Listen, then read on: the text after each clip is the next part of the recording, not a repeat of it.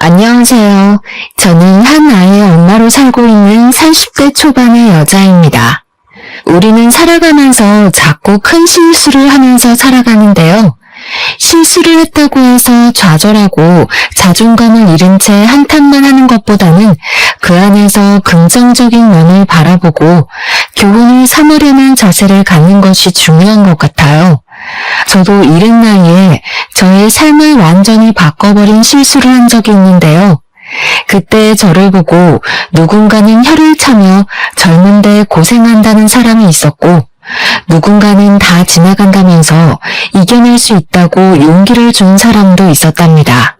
저도 사연을 즐겨 들으면서 지금 힘든 시절을 겪고 계신 분에게 용기를 건네고 싶어 이렇게 제 이야기를 들려드려 볼까 해요.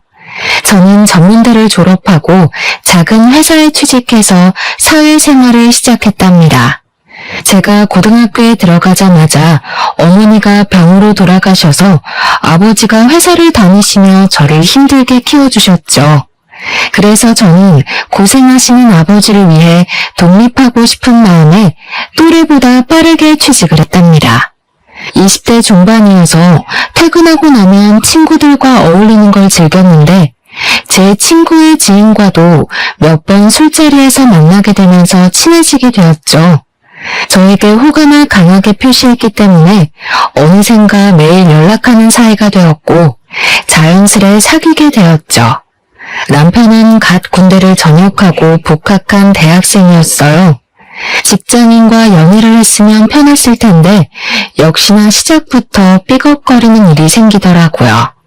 초반에는 남편이 전혀 부담 갖지 말라고 하면서 데이트 비용도 거의 냈는데 저는 돈을 벌고 남편은 용돈 받는 입장이다 보니 점점 미안해지더라고요. 그래서 시간이 갈수록 제가 내는 횟수가 점점 늘어나기 시작했답니다. 처음에 제가 산다고 하면 화를 내던 남편은 나중엔 거의 당연하게 생각하는 것 같았어요. 동갑이었지만 제가 돈을 버니까 양보해야 하는 부분이라고 이해하고 넘기기로 했죠. 저는 아직 나이가 어렸기에 결혼은 전혀 생각하지 않았고 사실 남편과 성격이 잘 맞는 것 같지 않아서 이별을 준비하고 있었어요. 그런데 몸이 너무 무겁고 나른하고 어느 날은 샤워기를 들 힘도 없을 정도로 컨디션이 안 좋아졌어요. 어머니가 병을 늦게 발견하시고 돌아가신 게 저에겐 큰 트라우마가 되었기에 조금이라도 몸이 아프면 병원에 가는 게 습관이었거든요. 그래서 바로 내과에 가봤는데 산부인과에 한번 가보라고 하는 게 아니겠어요? 그럴 일이 없다고 부정했지만 2달 정도 생리를 하지 않았다는 걸 깨닫게 되었어요. 저는 남편과 함께 산부인과에 가게 되었고 임신 6주라는 걸 알게 되었죠. 아직 하고 싶은 것도 많은 어린 나이에 너무 갑작스럽게 찾아온 아기 때문에 저는 충격을 받았어요. 당장 아버지한테 말씀드리기도 너무 민망하고 죄송스러웠고요. 남편은 소중한 생명인데 우리가 지켜야 한다며 바로 결혼을 하자고 하더라고요. 그렇게 남편과 아버지와 저녁 식사 자리를 잡고 조심스럽게 말씀을 드렸어요. 아버지는 놀라신 듯 한참 동안 아무 말도 없으시더니 저의 행복이 우선이라고 제가 원하는 대로 하라고 해주셨어요. 어떤 상황이든 아버지는 제 뒤에 있을 거라고요.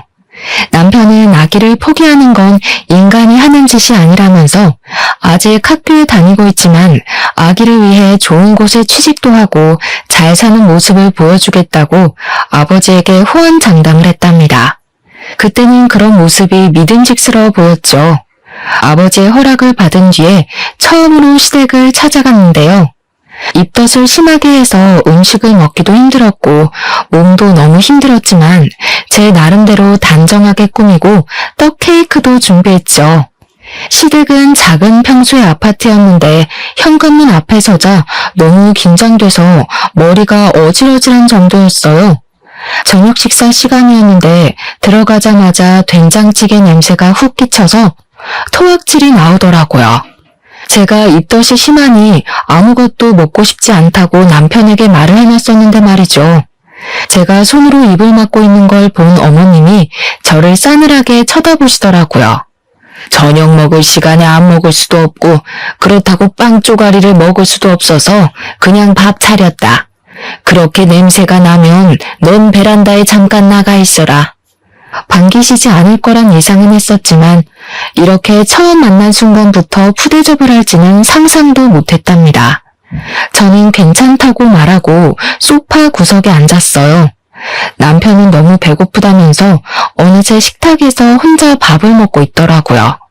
아버님은 저를 쳐다보지도 않으시고 텔레비전만 보고 계셨죠. 그때 시모가 제 앞에 와서 섰답니다. 지금 몇 주나 됐다고? 아직 수술할 수 있는 시기 아니니? 나이도 어린 것들이 무슨 배짱으로 결혼을 하고 애를 낳겠다고 찾아와? 쟤 애 아직 대학 졸업도 안 했어. 넌 뭐 어디 콧구멍만한 회사 다닌다면서? 아, 엄마, 무슨 그런 소름 끼치는 소리를 해. 우리 아기인데 당연히 낳아서 키워야지. 그리고 나 금방 졸업이야. 바로 대기업 취직할 거니까 걱정하지 마. 다들 취직 안 된다고 난린데 네가 뭔 수로 한 번에 대기업에 취직을 해. 너 쟤랑 결혼하면 인생 뻔하게 보이니까 하는 소리야. 애 키워야 된다고 아무 회사나 들어갔다가 40대고 50대는 거야. 넌 형이 그 좋은 회사 들어가려고 얼마나 스펙을 쌓고 노력을 했는지 다 봤으면서 그런 소리를 해? 어머님은 저를 마음에 안 든다는 표정으로 바라보시며 혀를 끌끌 차시더라고요. 엄마가 일찍 돌아가셨다며? 그럴수록 더 조신하게 살아야지.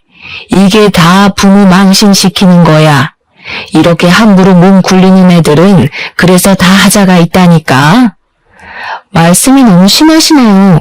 아기는 제가 혼자 만들었나요?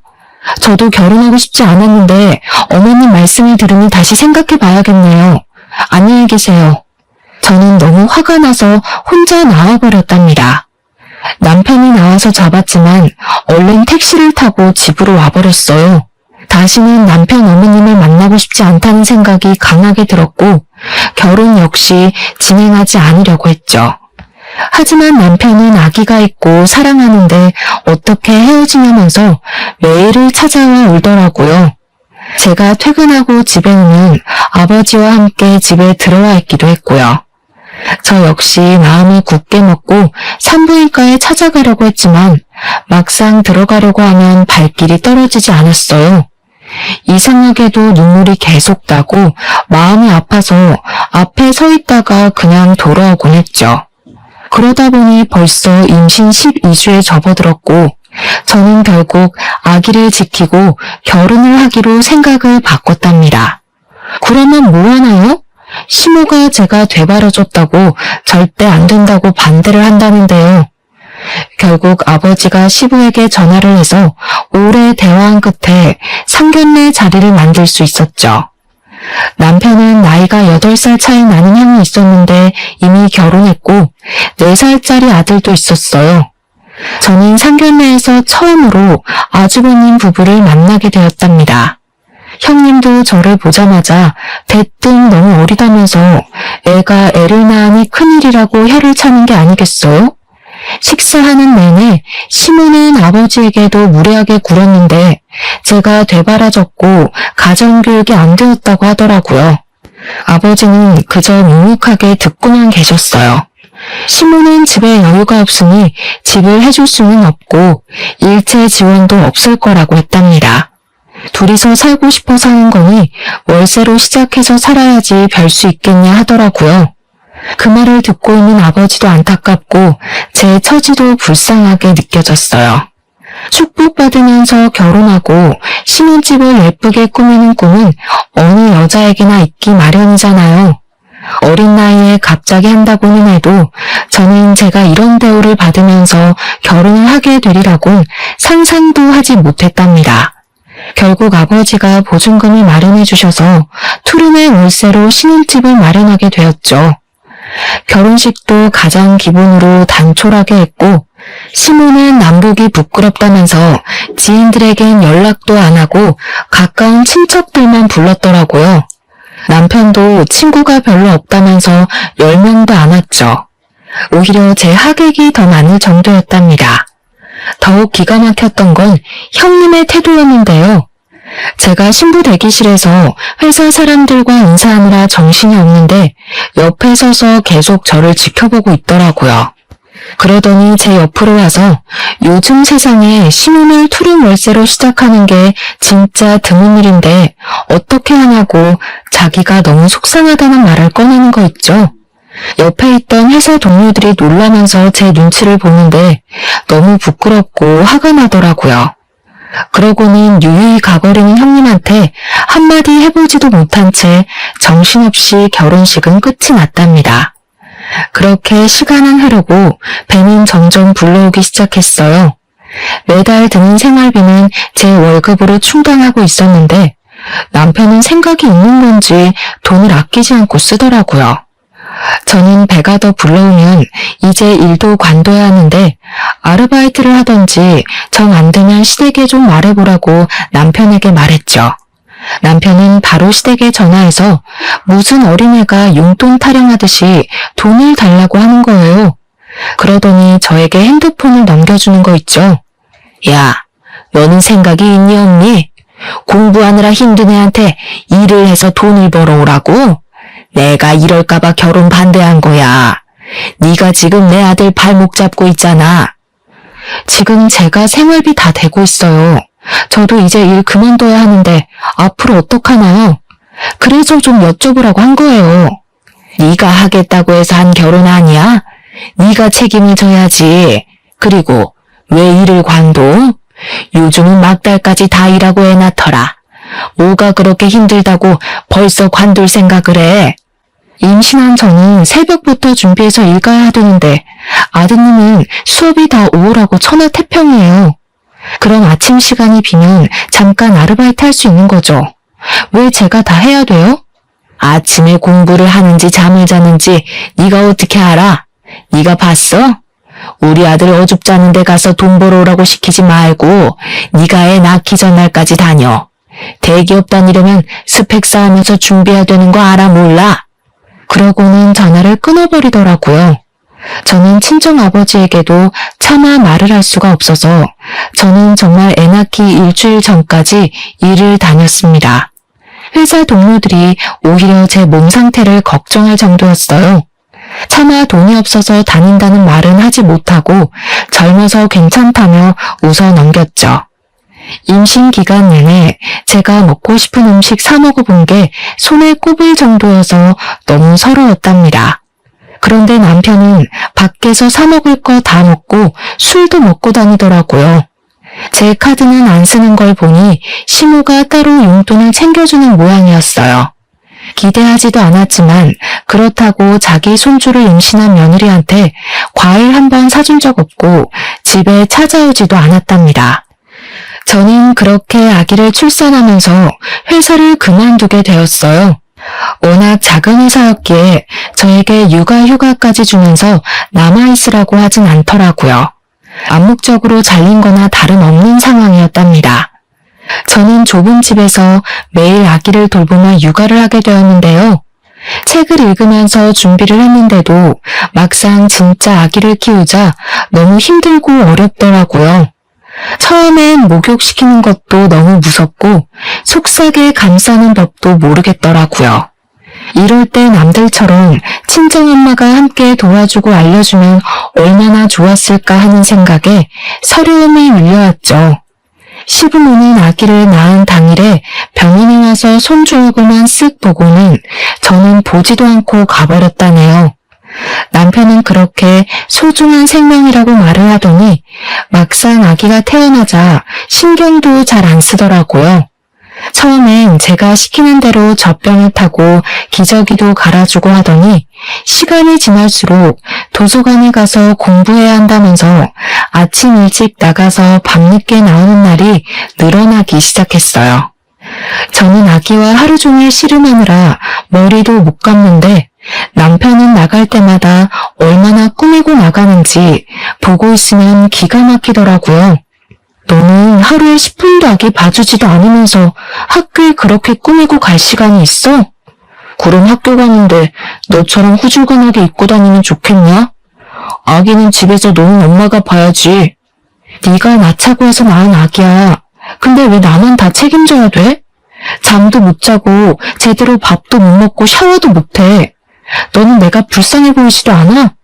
그리고 생활비는 어쩔 거야? 나 모아둔 돈도 없는데 네가 돈을 구해와야 될 거 아니야. 아씨 진짜 시끄러. 너 이렇게 구질구질한 애였냐? 머리는 떡져가지고 밖에서 상큼한 애들 보다가 너 보면 진짜 한숨만 나온다. 난 몰라. 네가 우리 엄마한테 말해보든지. 너네 아빠한테 돈 달라고 해. 내가 누구 때문에 이렇게 됐는데 같이 아기 봐주고 도와줘도 힘든 판국에 또 아침 대바람부터 나가기만 해? 남편은 제가 나가지 말라고 악을 써도 제 손을 뿌리치고 나가버렸답니다. 이렇게 매일 신랑이 하는 날이 계속됐어요. 남편은 생활비는 전혀 신경도 쓰지 않아서 아기 분유 살 돈도 없었답니다. 저는 남편에게 실망을 했고 점점 정이 떨어지기 시작했어요. 어느 날 너무 힘들어서 울고 있는데 친정 아버지에게 전화가 왔더라고요. 저는 괜찮은 척 받았지만 다정한 아버지의 목소리에 그만 펑펑 울고 말았죠. 아버지는 바로 회사 반차를 쓰시고 집으로 오셨어요. 아버지는 잠도 제대로 못 자서 쾌한 제 얼굴을 보시고는 얼른 들어가서 눈 좀 붙이라고 저를 방으로 밀어넣으시더라고요. 그 덕에 아주 오랜만에 깨지 않고 푹 잘 수 있었죠. 거실로 나가보니 아빠가 아기와 놀아주고 계시더라고요. 제가 아기를 받아들자 아버지는 밥 먹으라면서 식탁을 가리키셨어요. 제가 좋아하는 보쌈을 시켜놓으셨더라고요. 매일 미역국에 밥만 말아먹다가 오랜만에 먹으니 얼마나 맛있던죠. 아버지는 아기를 안고서 제가 먹는 모습을 물끄러미 바라보시더라고요. 아버지는 남편과 말을 좀 해봐야겠다고 기다리셨지만 남편은 밤 11시가 돼도 들어오지 않았어요. 아버지는 혀를 차시면서 돌아가셨죠. 아버지가 가신 지 얼마 되지 않아 통장으로 돈이 입금되었다는 메시지가 왔더라고요. 말을 안 했지만 제가 사는 게 힘든 걸 아셨는지 몇 달 지낼 수 있는 넉넉한 액수를 보내주셨더라고요. 아버지께 한없이 죄송한 마음이 들어서 눈물을 펑펑 흘렸죠. 그렇게 아기를 키우느라 시간이 정신없이 흘러가고 결혼하고 처음 맞는 설 명절이 다가왔어요. 저는 명절 전날에 남편과 아기와 함께 시댁으로 갔죠. 시모는 장을 잔뜩 봐놓고 저를 기다리고 있더라고요. 이제 매년 음식을 해야 하니까 제대로 배우라고 하면서 저에게 끊임없이 일을 시켰죠. 저는 사실 요리를 제대로 해본 적이 없어요. 어머니가 돌아가신 후에는 아버지가 요리를 잘하셔서 항상 저녁을 차려주셨어요. 그리고 거의 사 먹을 때가 많았거든요. 시모는 제가 칼질하는 걸 보더니 혀를 끌끌 찼답니다. 칼질도 제대로 못하는 걸 보니까 여태 어떻게 살아왔는지 딱 보이네. 너 우리 아들 밥도 안 해주지? 아유 속상해. 어디서 이런 굴러먹지도 못한 게 시집을 와서. 왜 서운하게 말씀을 그렇게 하세요? 밥 해줄 시간도 없이 아침에 나갔다가 밤에 와요. 그리고 아기 보느라 제 밥도 못 해먹는데 어머니는 제 밥 한번 챙겨주신 적 있어요? 말 대답 좀 또박또박 하지 마. 내가 왜 네 밥을 해줘? 내가 애 낳으라고 했어? 네가 낳겠다고 해서 이 사다를 만든 거야. 잔말 말고 이거 다 다져놔. 그 다음에 이거 다 썰어놓고 빨리빨리 해. 남편과 시부는 아기 앞에 놓고 텔레비전이나 낄낄대며 보고 있었어요. 아기가 울어도 달래주지도 않고 신경도 안 쓰는데 정말 화가 나더라고요. 저는 고무장갑을 끼고 일하다가도 아기가 울면 달려가서 안아주고 또 가서 일을 해야만 했어요. 아무리 아기 보라고 얘기해도 남편은 듣는 척도 안 하는데 얼마나 얄미운지요. 늦은 저녁까지 음식을 만들고 있는데 그제야 형 내외가 아이를 데리고 왔더라고요. 형님은 들어오자마자 회사에 일이 생겨서 해결하고 오느라 늦었다면서 바로 흰 봉투를 시모에게 찔러주더라고요. 시모는 좋은 회사에서 일하는 사람이 그럴 수 있다면서 이제부턴 둘째 며느리가 다 할 거니까 너는 한숨 놓으라고 말하는 게 아니겠어요? 내가 일이 너무 바빠서 어머님을 못 도와드릴 때가 많아. 마음이 항상 안 좋았는데 이제 동서가 있으니까 한시름 못 했네. 저는 요리하는 게 너무 서툴고 아기 보느라 어머니 돕느라 정신없이 힘들었어요. 앞으로 형님도 같이 해주셨으면 좋겠어요. 아직도 20대인데 뭐가 힘들어? 내가 동서 나이 때는 날아다녔어. 해외여행 다니고 밤새워서 놀아도 하루만 자고 나면 멀쩡했어. 하긴 동서는 아기가 있어서 어디 동네 앞도 제대로 못 나가겠네. 아휴, 그러게 왜 사고를 쳤어? 다 그 나이 때 누려야 될 게 있는데 옆에서 보는 내가 다 안타까워. 형님, 저번부터 느꼈던 건데 말씀을 이상하게 하시네요. 그렇게 안타까우시면 말로만 그러지 마시고 돈 좀 주시지 그래요. 형님 돈 잘 버신다면서요. 이 화상 또 말대답하고 있네. 손이 형님이 얘기하면 알겠습니다 하고 들을 것이지 틀린 말 한 것도 없구만. 애가 철도 없고 교육도 못 받아서 이래. 네가 속상해도 이해해라. 보면 여동생 같고 짠하니까 그러는 건데 자기가 못 받아들이면 어쩔 수 없는 거죠. 나이 들면 다 이해를 하겠죠. 어머니가 고생 많으세요. 그나저나 어머니, 저희 저번에 청약 넣어놨던 아파트 당첨될지도 모르겠어요. 두 사람은 화기애애하게 대화하면서 안방으로 쑥 들어가 버리더라고요. 혼자 밥상을 차리는 게 성질이 나서 남편이 불렀는데 대답이 없었어요. 집안을 찾아보니 없길래 전화를 했더니 동네 친구들을 만나러 나갔다는 거예요. 저는 남편도 없는 시댁에서 아기 보느라 밥도 못 먹었는데 시댁 식구 누구도 아기 봐줄 테니 밥 먹으란 소리도 안 하더라고요. 저는 화가 나서 형님에게 아기를 안겨버리고 밥을 챙겨 푹푹 먹어버렸답니다.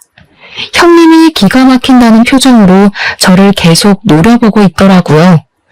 저는 낯선 집 거실에서 아기와 자야 했는데요. 남편은 술에 잔뜩 취해서 새벽에 들어오더라고요. 남편이 부스럭 소리를 내니까 잠들었던 아기가 깨어나서 울기 시작했어요. 저는 너무 화가 나서 남편에게 한 소리 했죠.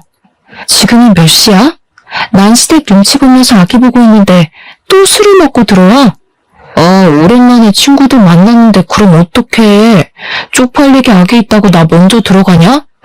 그때 소리를 들은 신우가 불이 나게 거실로 나오더라고요. 너는 시댁에 와서도 남편을 잡고 있어? 남자가 오랜만에 친구 좀 만나서 늦게 들어올 수도 있지. 왜 이렇게 남편을 다그쳐? 얘가 진짜 못된 짓만 골라서 하네? 어머니, 진짜 너무하시네요. 저를 싫어하시는 건 알지만 어떻게 손주한테도 신경을 이렇게 안 써주세요? 저 부려먹으려고 부르신 거지 진짜 같이 명절 보내자고 부르신 거예요?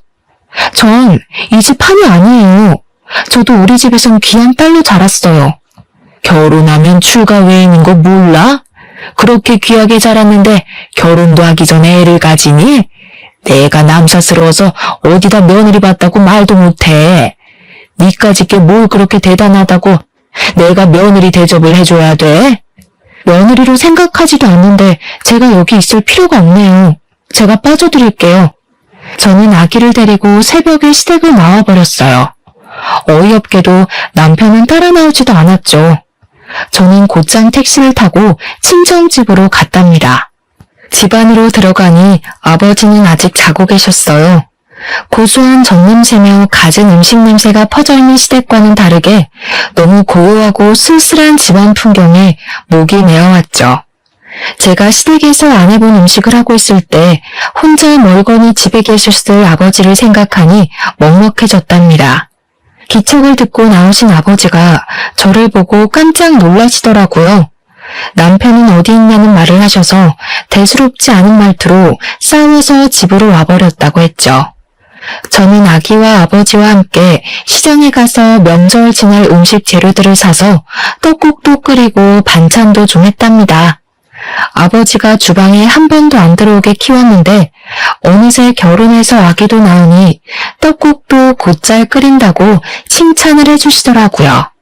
저는 그렇게 명절 내내 아버지와 보냈답니다. 친정에 와서 지내니 어찌나 마음이 편한지 신혼집으로 돌아가기가 끔찍하게 싫더라고요. 심지어 남편은 연락 한 통도 없고 친정으로 찾아오지도 않았죠.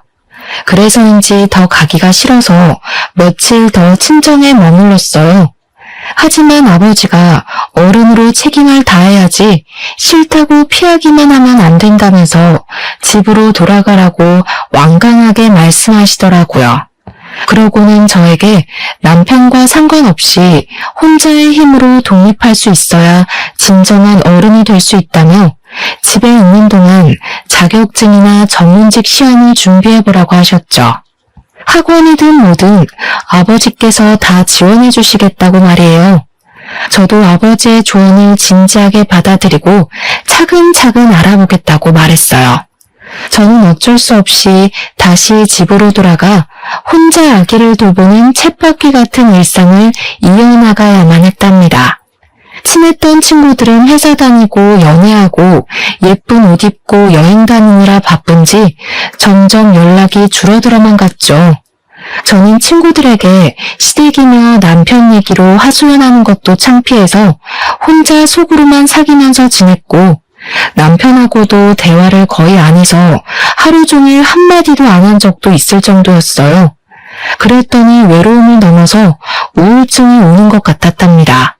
그래도 행복한 게 있다면 무럭무럭 자라는 아기를 지켜보는 일이었어요.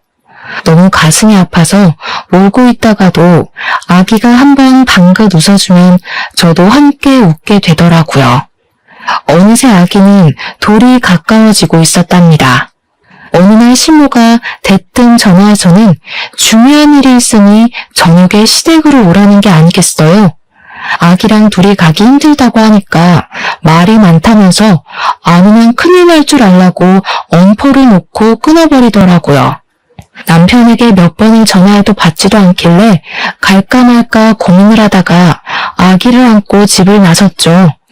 날씨가 쌀쌀해서 택시를 타라고 했는데 퇴근 시간 직전이라 요금이 너무 많이 나올 것 같더라고요. 항상 생활비가 없어 쪼들렸기 때문에 버스를 타고 가기로 했죠. 간신히 자리에 앉았지만 아기가 울까봐 조마조마한 마음으로 어서 내리기만을 기다린 마음을 누가 알까요? 내려서도 아기를 안고 한참을 걸어가서야 시댁에 도착할 수 있었는데 집에 들어가 보니 남편이 소파에 누워있더라고요. 기가 막혀서 남편을 노려보니까 시부가 퇴근하면서 같이 타고 왔다는 게 아니겠어요. 아기를 업고 낑낑대며 시댁까지 제 발로 온 제 모습이 어찌나 한심하게 느껴졌는지 몰라요. 그때 형님 부부가 먹을 걸 양손 가득 싸들고 들어오더라고요. 호들갑을 떨면서 식탁에 음식들을 펼쳐놓고 샴페인까지 따고 난리를 부렸는데요.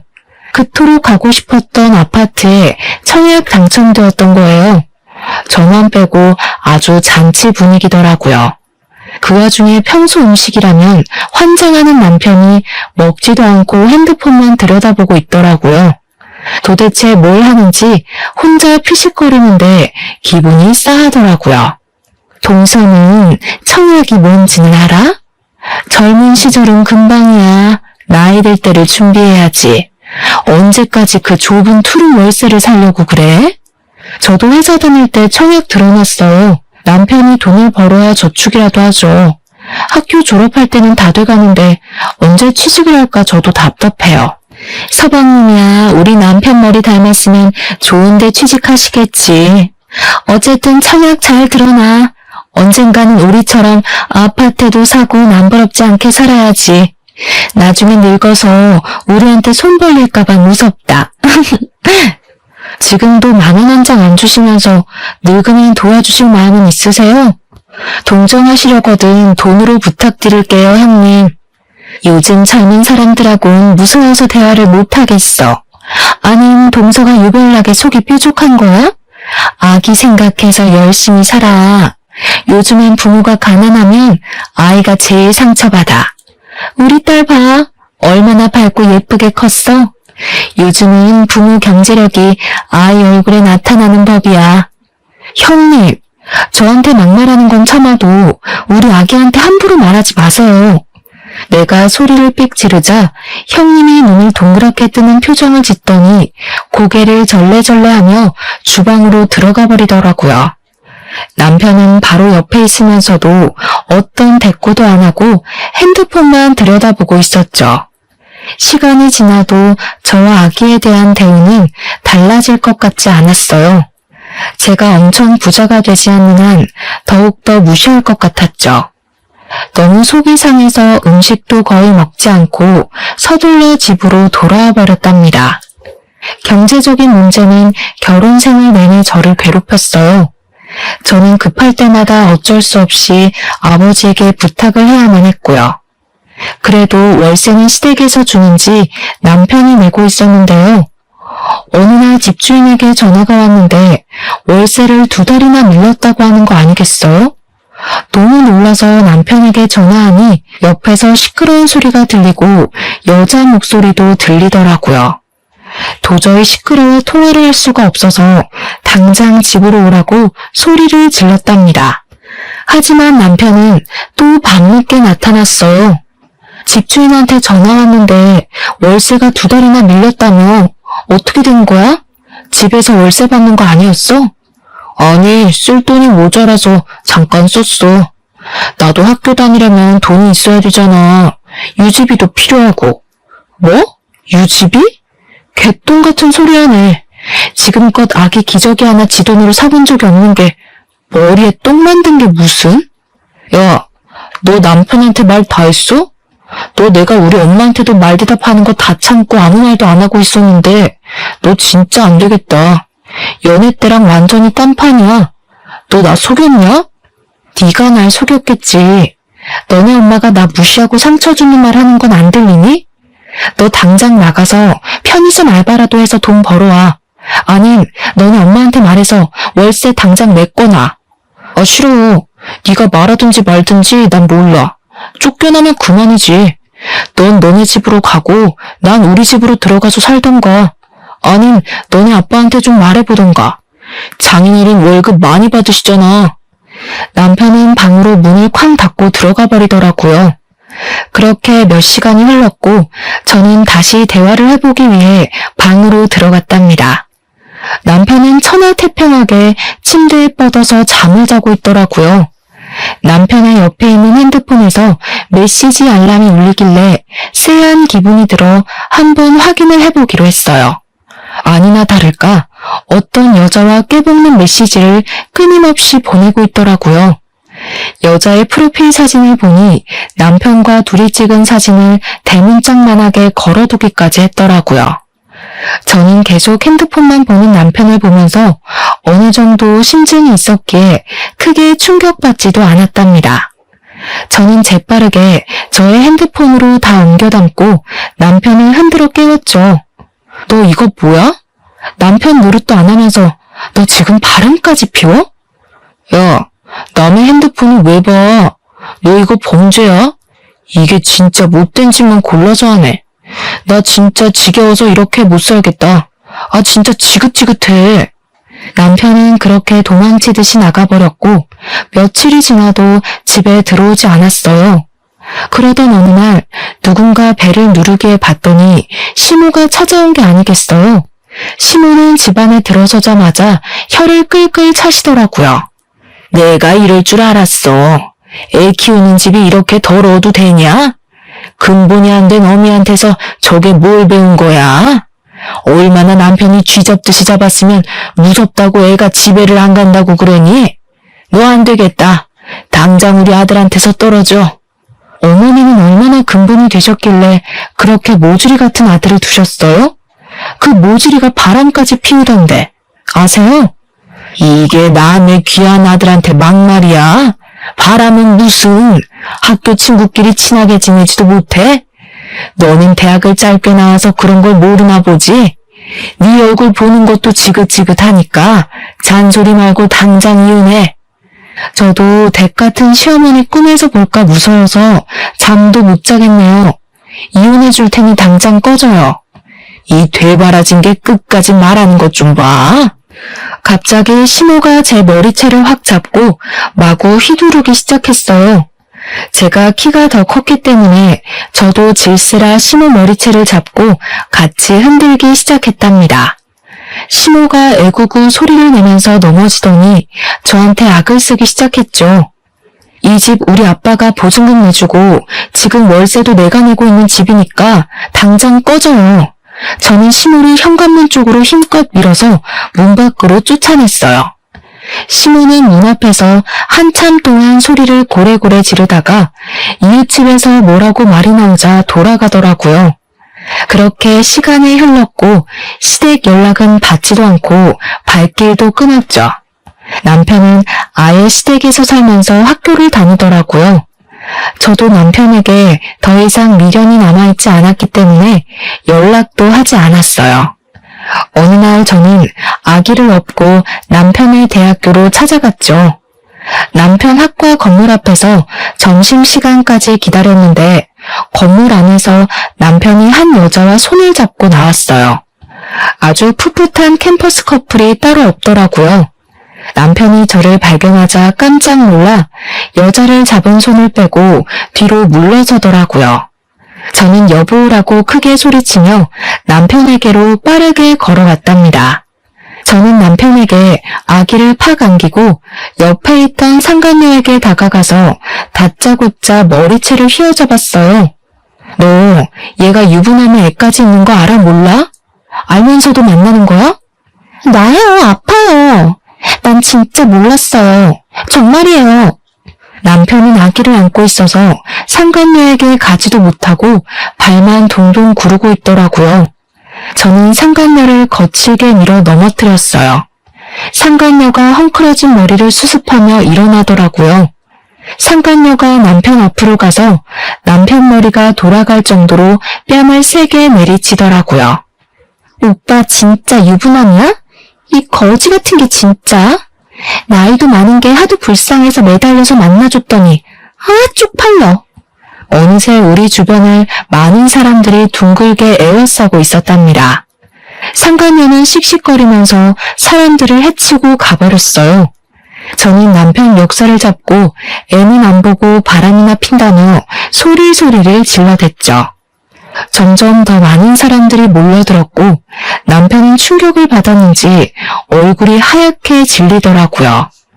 결혼식에 온 친구들이 별로 없을 때부터 느끼긴 했었지만 남편은 학교에는 결혼했다는 사실을 철저히 감춰왔던 거죠. 제가 남편 멱살을 놓자 남편이 다리가 풀렸는지 스르르 주저앉더라고요.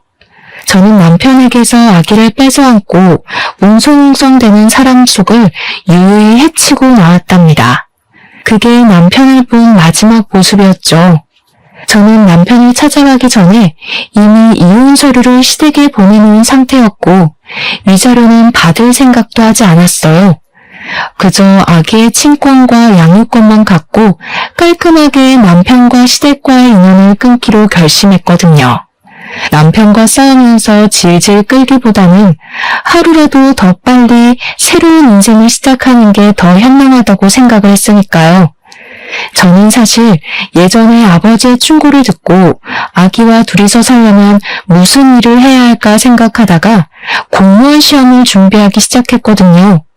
아기가 잠든 밤부터 새벽까지 강의를 들으면서 공부하고 낮에 틈틈이 복습하면서 치열하게 공부를 했답니다. 시험에 합격해야 이혼을 할 수 있다는 목표를 세우니 어느 때보다 독하게 공부에 전념하게 되더라고요. 그렇게 저는 짧은 시간 안에 공무원 시험에 합격할 수 있었어요. 가장 낮은 급수였지만 합격 발표가 났을 때는 그동안에 힘들었던 시간을 보상받은 듯이 행복했답니다. 그렇게 공무원이 되어 근방의 주민센터로 발령받아 일한 지도 5년의 시간이 흘렀어요. 아이는 벌써 초등학교 입학을 앞두고 있었고 저는 친정집에서 아버지를 모시고 살면서 평안한 일상을 보내고 있었죠.